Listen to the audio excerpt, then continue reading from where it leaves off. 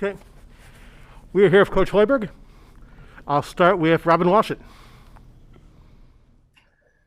Hey, Fred, with the problems your team is having shooting right now, how do you balance adjusting to fix what they're struggling with while also like still doing what you want to do offensively? More specifically, like, have you considered at all slowing things down, maybe reducing the tempo to try and have more set plays to create even higher percentage looks? Or are you just going to kind of ride this thing out and continue to have that identity that you ultimately want?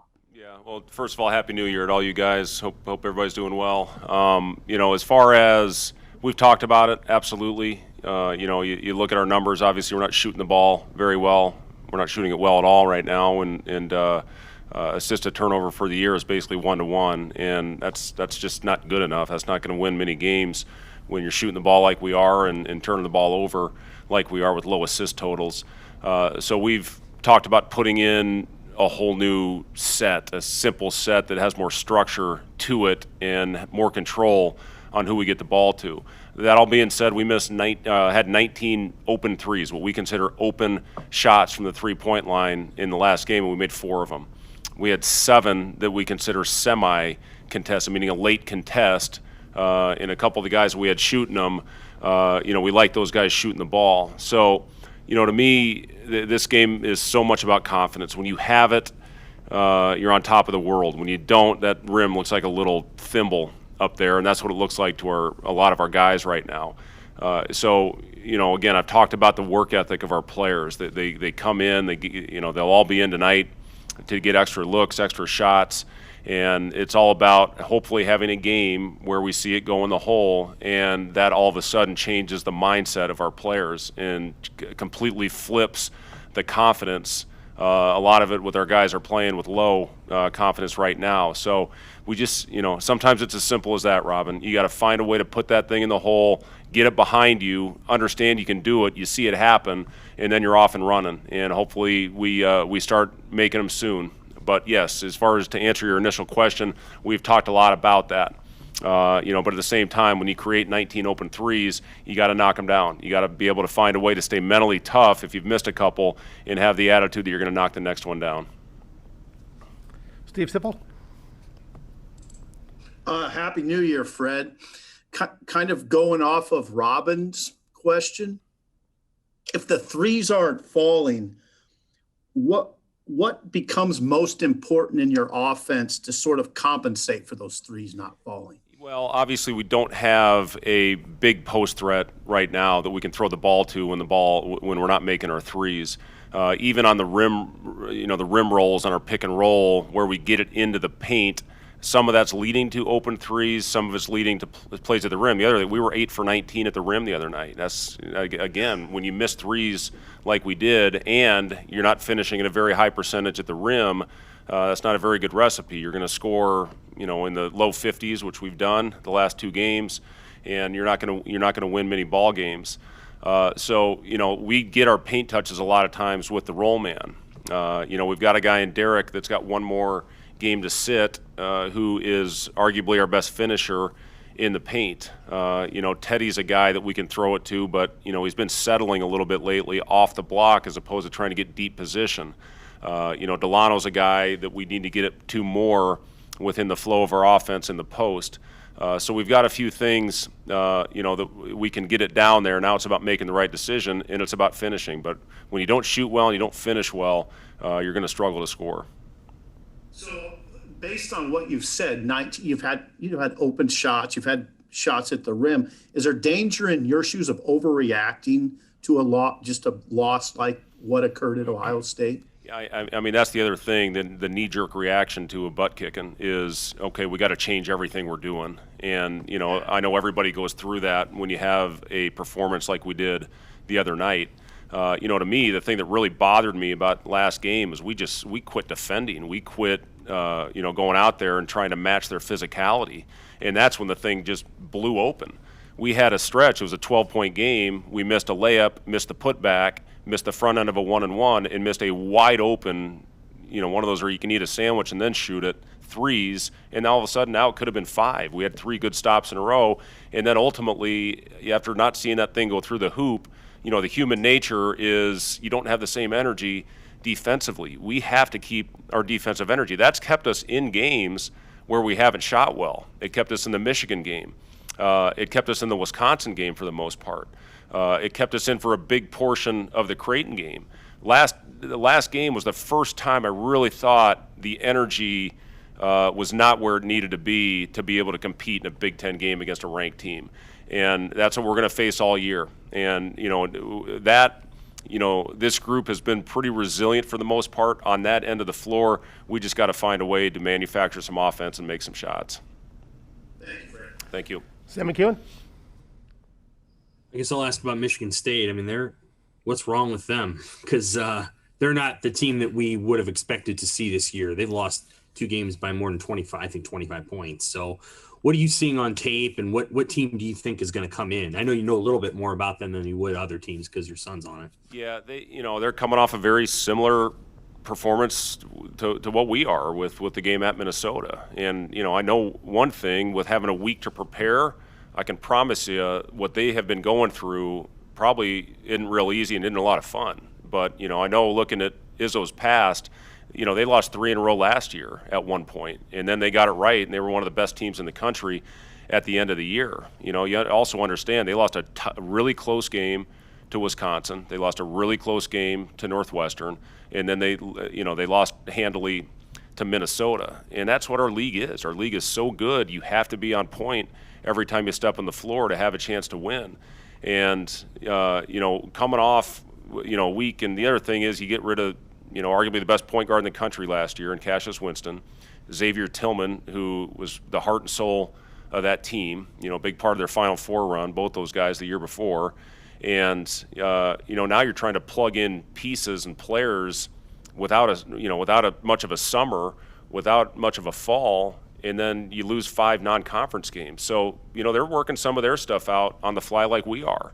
And that's just the reality when you have as many new faces without a lot of the early season opportunities that you would normally get to work out the kinks. So, it's for them, they're going to be right there at the end. They always are. And they generally go through a stretch like this. They have the last couple years when they've been one of the best in the nation at the end of the season. They've also had some big wins. I mean, you look at some of those early season wins that they had at Duke, some of the other ones that they had early. I mean, this is a very, very good basketball team with a lot of talent, and they're working through some things like we are and like a lot of the other teams in the country are right now. But the teams that have a prideful group, I know they do, I know we do, you keep battling, and hopefully the switch will flip, and you can get on a roll. Do you think teams will try to go to school on Ohio State's tape and just, try to shove you around and be physical the way they were? Because, they got away with some things in that game, too. So do you think other teams will try to do that? Well, I think some of it is it's the makeup of your group. That's who Ohio State is. That's what makes them who they are. And we talked about that in the 2 days we had to prepare, that you got to be ready for a physical battle with them. And, you got to bring your hard hat to that game. If you don't, you're going to get exactly what happened to us. So, I think a lot depends on the makeup of the group. Michigan State is a physical basketball team. They've got skill, all over the floor with their perimeter guys, and they can take you inside as well. And that's, been the makeup of Tom Izzo's teams, going back 25 years, is they are tough, hard-nosed, fast, rebounding. So those are going to be big parts of our game plan. We have to get back in transition, and we have to battle them on the glass. If we do those two things, we will hopefully have a chance. Kevin Suits? Happy New Year, Fred. You guys played on Thanksgiving, you played on Christmas, and now here it's New Year's Day, and you're preparing for a game tomorrow. Does it even seem like a holiday to you guys today? And what does your schedule look like on a day like this? Yeah, to answer your question, no, it really doesn't. I rang in the New Year, went going to bed at about 9:45 last night, just not sleeping much the previous 2 nights. So, we came in here early. We got our COVID testing done early, watched film with our players, and then went out and had a good, crisp, kind of walk-through type practice. We went really hard yesterday. After getting back at about midnight, we brought them in there, and, I told them, if we're not going to bring it in the game, we're going to get it out of you in practice. And they came in and they competed. So today we backed off, and they're sore, they're ornery, as we all are right now when you go through what we're going through. But, we felt that was the best thing to do yesterday because we didn't guard the ball. We didn't close out with urgency. We didn't battle their posts the way we needed to. So we tried to simulate all that in a practice, shortly after we got back at midnight. So today was all about trying to get them back, have a good mental day. We still did go up and down a little bit, but just try to prepare them and keep them fresh so we can go out there and hopefully have our legs. So, it's to answer your question, does it feel like a holiday? No, none of them have to this point. When you play on the holidays like we have with Thanksgiving, Christmas, and now New Year's, you just try to stick with the task at hand to get your team prepared to go out and play, which I give our guys credit. It's such an unusual year, and you're playing on holidays. Normally you're spending with your families. I give our guys credit for preparing the right way and going out and doing everything we're asking of them right now in a very difficult time. So think about 3 more. I got Jacob Padilla. With Derek's suspension almost coming to an end, how do you handle his practice reps as far as playing with the scout team versus kind of getting incorporated with the top units? Yeah, we're still having him. He was on the scout team. We're doing extra work right now with Derek and some of the other guys, bringing them in either early or after practice, where we're getting them reps with our offense. And we obviously the last week we've gotten him a lot more reps with the guys that he's going to be playing with here starting in our next game at Purdue. He's been phenomenal. Derek, the last year and a half, getting close to 2 years, has done everything we've asked him to do. And, he had the disappointment of what he thought going into the season. He would either have a short suspension or no suspension. And then, basically it was the same as it would have been in a normal year. So he struggled with that early, but, he's really getting excited about getting back out there. Now, we can't expect Derek to come back the minute he steps on the floor and all of a sudden now everything changes because we have Derek Walker back. It's going to take him some time sitting as long as he has to get his timing right, to get his conditioning right. But he will help. There's no question because of his ability to finish and give us a threat in the paint. And, we're all excited to get him out there as coaches, and certainly his teammates are excited to get him back out there. But, it's going to take him a little time to get him to where he wants to be and where we need him to be. Sipple? Just Fred, quick follow, really simple one. How do you feel about your point guard play? Well, yeah, you look at what Delano's done as far as numbers-wise. He's putting up really good numbers. He struggled in the last game, obviously, with his shooting. He had been shooting it at a pretty solid clip, for where he was in the past, and he's really worked hard at it. When he has an open one, we expect him to shoot it, and we expect him to make it. As far as our pace numbers, possession length is really good from where we want it. I think we're second in the nation right now in big schools in possession length. But, at times we don't come down with the organization maybe that we need. And again, I put that more on me. We had a guy sitting out in Delano last year and a guy, Trey, that played mostly off the ball his first 2 years at Pitt. And, Kobe is kind of the third guy that gives us minutes at the point as well.